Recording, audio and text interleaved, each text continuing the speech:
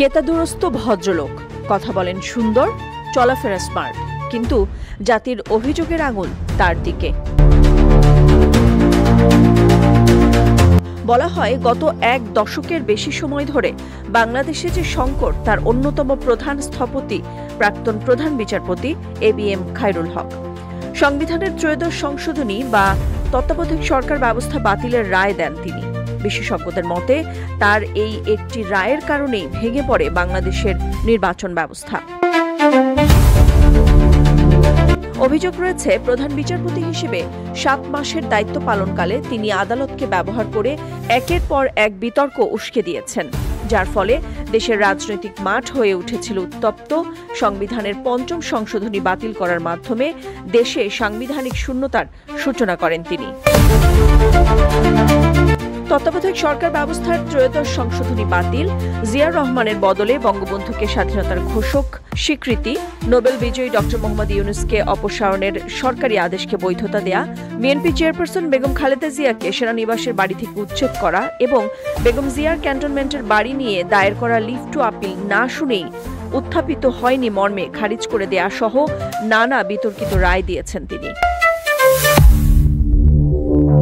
বিচারাঙ্গনে তুমুলভাবে আলোচিত সমালোচিত এই বিচারপতির এ রায়গুলো চরম বিতর্ক সৃষ্টি করেছিল। তিনি নিজে আওয়ামী লীগ সরকারের আমলে নানাভাবে সুবিধাপ্রাপ্ত হয়েছেন। তাকে প্রধান বিচারপতি করা হয়েছিল কয়েকজন জ্যেষ্ঠ বিচারপতিকে ডিঙিয়ে। শুধু তাই নয়, প্রধান বিচারপতি থাকাকালে ত্রাণ তহবিলের টাকা গ্রহণ করে নিজের চিকিৎসা করে সমালোচিত হয়েছিলেন। অবসর গ্রহণ করার কয়েকদিন আগে তিনি ত্রয়োদশ সংশোধনী মামলার তত্ত্বাবধায়ক সরকার ব্যবস্থা বাতিল করেন। এতে দেশে রাজনৈতিক সংঘাতের পথ উন্মুক্ত হয়, পাশাপাশি শেখ হাসিনার ভোট ডাকাতির চূড়ান্ত সুযোগ তৈরি হয়। রাজনৈতিক একটি বিষয়কে আদালতের আওতাধীন করে শহীদ রাষ্ট্রপতি জিয়াউর রহমান স্বাধীনতার ঘোষক নন বলে রায় দিয়েছিলেন তিনি। এছাড়া বিতর্কিত একাধিক বিচারপতিকে শপথ পড়ানো, আগাম জামিনের এখতিয়ার কেড়ে নেওয়ার রায়ও দিয়েছিলেন ABM খায়রুল। দেশের আইনজীবীদের শীর্ষ সংগঠন সুপ্রিম কোর্ট বার অ্যাসোসিয়েশন অভিযোগ করেছিল, প্রধান বিচারপতি হিসেবে দায়িত্ব পালনের 7 মাসে ABM খায়রুল বিচার বিভাগকে ধ্বংস করতে যা কিছু করার সবই করেছেন। আওয়ামী লীগ আমলে হাইকোর্টের কোনো একটি ডিভিশন বেঞ্চ সরকারের বিপক্ষে রায় দেওয়ার পরপরই তিনি ওই বেঞ্চের ক্ষমতা কেড়ে নিয়ে সর্বোচ্চ আদালতে দলীয়করণের ন্যাক্কারজনক অধ্যায় রচনা করেছিলেন। প্রয়াত নির্বাচন কমিশনার মাহমুদ তালুকদার তার নির্বাচননামা নির্বাচন কমিশনে আমার দিনগুলি বইতে বিচারপতি খায়রুল হক সম্পর্কে কিছু মন্তব্য করেন। সেখানে তিনি লেখেন, বাংলাদেশের অস্থিতিশীল রাজনীতির স্থপতি একজন অরাজনৈতিক ব্যক্তি, সাবেক প্রধান বিচারপতি ABM খায়রুল হক।